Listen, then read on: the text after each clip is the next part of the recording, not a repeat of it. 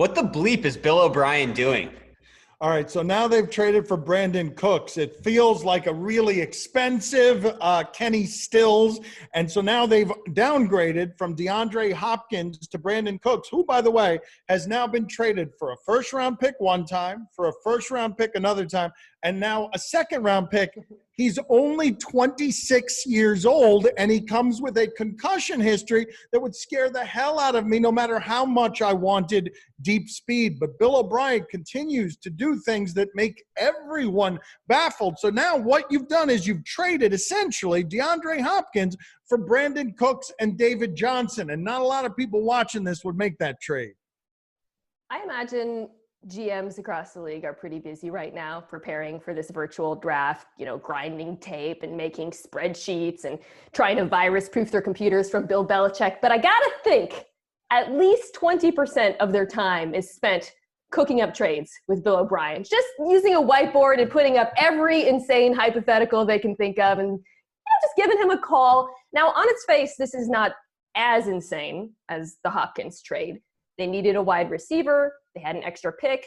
Brandin Cooks does have a troubled history with concussions, as Dan mentioned, but he's still very good. But it's when you look at the bigger picture, right, that it begins to become a problem, because effectively what they're doing is they're going into the best wide receiver draft in a decade with Brandin Cooks, with his concussion history, Randall Cobb, who's pushing 30, and less draft picks. It doesn't really make sense when you think about it in the long term. Also, Mina, they're going to pay Brandin Cooks and Randall Cobb over the next 2 years a combined $19.4 million, which should cause every Texans fan to ask themselves, didn't I just get told by Bill O'Brien that we traded DeAndre Hopkins because he wanted $18 to $20 million? So all of this is very confusing. All of this kind of feels like a massive distraction attempt, a ninja smoke bomb for all of us to pay attention to, while we all forget that the real reason the Texans got totally uppercutted out of the playoffs last year was because they gave up 41 unanswered points. Like, I feel like the defense was the thing they were going to address, and instead, here we have 24-year-old Deshaun Watson, 24 years old, wondering if we're not doing moves for the short term or the long term, when do I feel good about any of this?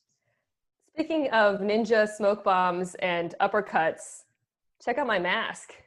Oh, there she is. Mina Kimes, her man got her a good mask.